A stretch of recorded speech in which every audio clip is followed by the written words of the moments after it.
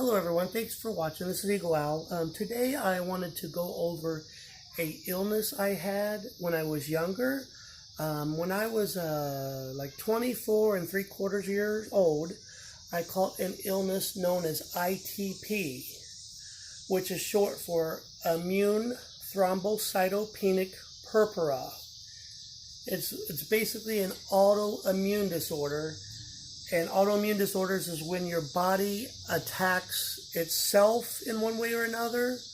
You know, the body is designed where if a foreign substance or something harmful gets in your system, that it tags it with antibodies and it targets them for destruction. So it goes after the foreign substances and destroys them. Well, on an autoimmune disorder, your body mistakenly attacks itself. And so I'm going to explain what this illness is and what I went through. You have blood platelets, which perform different functions, but they're a key part of your immune system. What happened was my body started attacking my actual blood platelets, thinking that they were a foreign invader. And a normal platelet count starts, I think they said 166,000 to 400,000. I don't know exactly, but it's something like units per something. So 166,000 to 400,000 is a normal range. So 166,000 being the start of normal, I was 1,000. So 1 out of 166,000. It was critical. To give you an idea of how this came about is I was actually at the gym working out, feeling completely healthy, strong, energy, normal, no symptoms whatsoever. And I started noticing that it's called petechiae, and it's when blood basically comes to the surface of your skin. It was little, imagine if you took like a pen that was the color dark purplish red, and you started making little red dots on your body. And it mainly focused on my upper arms, upper chest, back, and neck. I was having these dark, reddish purple dots form. And I'm normally the type of person that don't go to the hospital unless like I am like seriously injured, like scared, like it's an actual emergency. So normally I would not have went. But at the time I was living with a sister, and she said, something is definitely wrong with your system. You need to go have it looked out. So I went to one of the immediate care centers and, showed them what I have, and they ran a blood test. And when they ran the blood test, they immediately knew that something was bad. And they said, we need you to check yourself into the hospital. We need to go straight from here, check yourself into the hospital, and, show them this paperwork, basically show them what the results were. And so I went the same day, feeling healthy, checked myself in the hospital. They told me that, basically they explained what I had briefly, and that the very next day they was going to remove my spleen. So this is how serious it was. I went from feeling perfectly fine, hitting the weights, to being told that tomorrow they're going to take my spleen out. So the following day, they removed my spleen. And, they had me on a Vicodin, morphine drip or whatever, for the pain from the surgery. Basically, I was in the hospital for 21 days straight, stuck in the bed, not walking around. One of the methods they used was after the spleen removal, because my situation didn't immediately start to get better, they did a thing that's called a blood filtration. And what that is they take blood out of one side, they do some kind of filtering scenario through a machine, and then feed it back into your body again. So it's some type of filtering, like how you would filter water or something, but more scientific. And after spleen removal and the blood filtering, I still wasn't getting better. So they started, they also did what's called bags of plasma They I'm sorry, bags of platelets. They fed a bunch of platelets into my system because my own count was so critically dangerously low that they had to add more platelets to my system so that it would be good enough to sustain me and keep me alive. And so I was getting fed these IV drips of platelets. And when I was being fed the drips of platelets, the count would show good for like so many hours, okay? But my own system wasn't producing, so it would attack those, and then the count would go right down again immediately. Every morning at about 6 a.m., they would do a quick blood check to see what all my stats were. And like I said, 166,000 is the bottom of normal, 166,000. They would check me and I would be 5,000, 7, 12, 7, 9. Each day it was like in the single digits, 7,000, 9,000. And it needs to get up to 166,000 to be normal. And so none of those methods were working. And then what they did was chemotherapy. Same way you treat cancers and leukemias. They started putting me on a chemotherapy regimen. The chemo that they put me on was called, I think it was called vincristine. And as far as the strength goes, it was like medium. If you was to rate chemotherapy as like a light or a moderate or the heaviest chemo available, it was the one in the middle.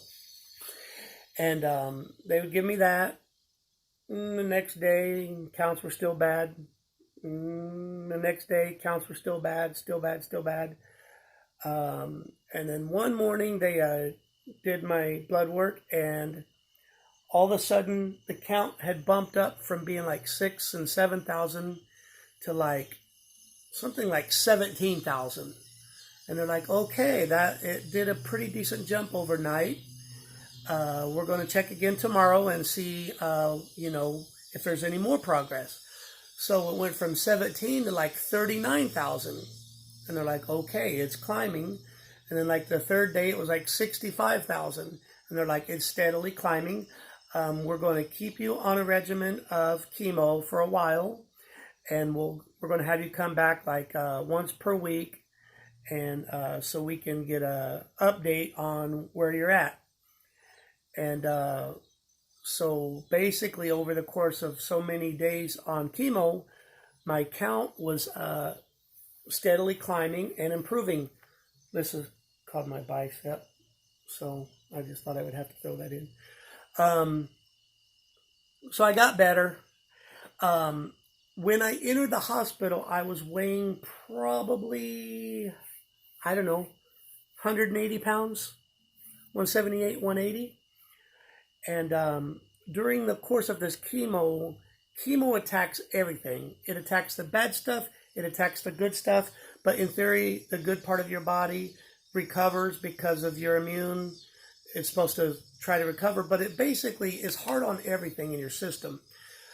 These are my traps. They're pretty thick in case you haven't noticed.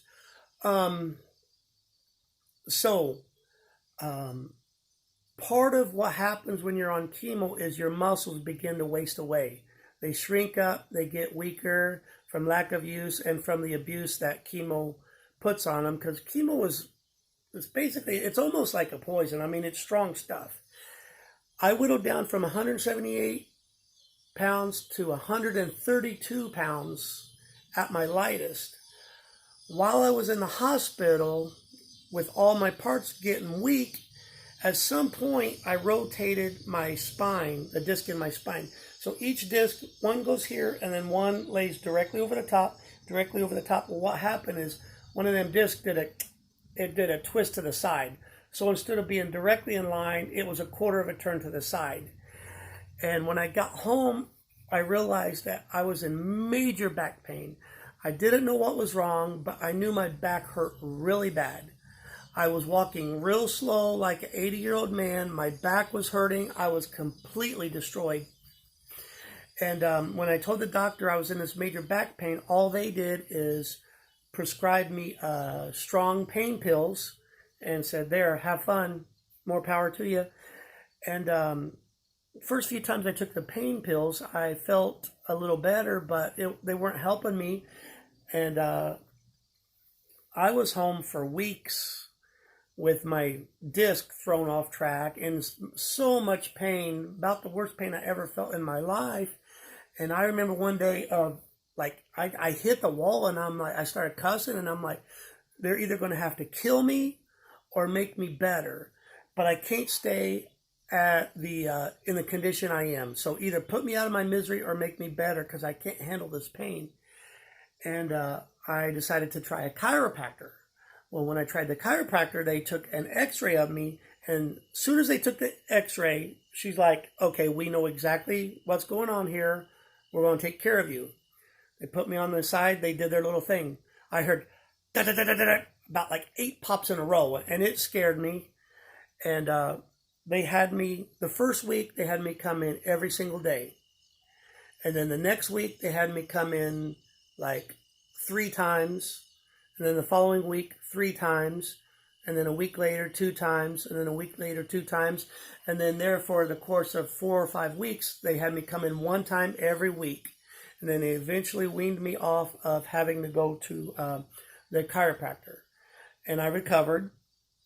And I started going back to the gym. I was really weak and really thin. I looked like I was dying of starvation.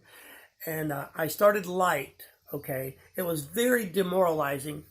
I went from being so strong and healthy and powerful to just being this little frail, weak skeleton that could barely do anything.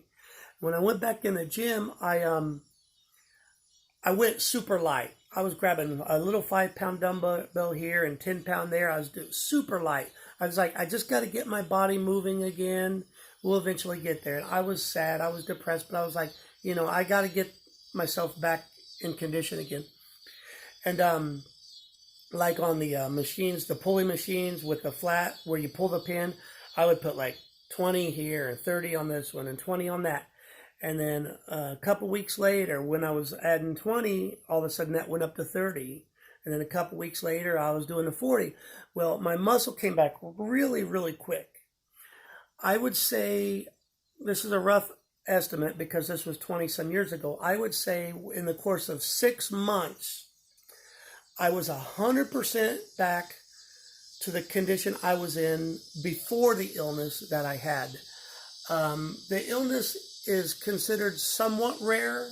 It's not like extremely rare, but I guess it's pretty rare, like 1 out of every, 75,000 people. So it's relatively rare. But the disease was called ITP, immune thrombocytopenic purpura. They have what's called acute, and then they have like what's more like long term. I guess mine was more like acute, which means you get it and then it goes away. But there are some people that get it and then like struggle with it for long, extended periods of time. And normally the people who are more likely to get it are females. And normally the people who are more likely to get it are while you're still in your youth, like teenagers and below. But me being a male and not catching it till I was 24, that was a less likely scenario. I haven't had any problems with health since then, problems related to that condition. My spleen is obviously gone, so in theory my immune system is somewhat weakened, but the human body is amazing. You have backup systems on your body, so there's still parts of my immune system that still do their job, and my lifestyle, nothing whatsoever has had to change since I've had that illness. So, I'm glad I pulled through it, and, everything's been good since then. But anyway, I just thought I would share that story. So like if you're going through something, if you had an injury and you're bummed out because you got to go back to the gym and you've been off for months or whatever, don't let it depress you. Don't let it get you down, because you can bounce back. And if you've had the muscle before, you will bounce back 10 times quicker than you did, 10 times quicker than the amount of time it took you to get the muscle the first time. So, You know, just go at it one day at a time. This is Eagle Owl. Thanks for watching. Hit the subscribe button because I try to make 1 to 2 videos a week. You know, I make videos when I'm feeling inspired and I got something specific to talk about. I'm not going to wake up every morning and make a video just to make a video. Anyway, everyone have a great day. Stay motivated, stay positive, and try to help people whenever possible.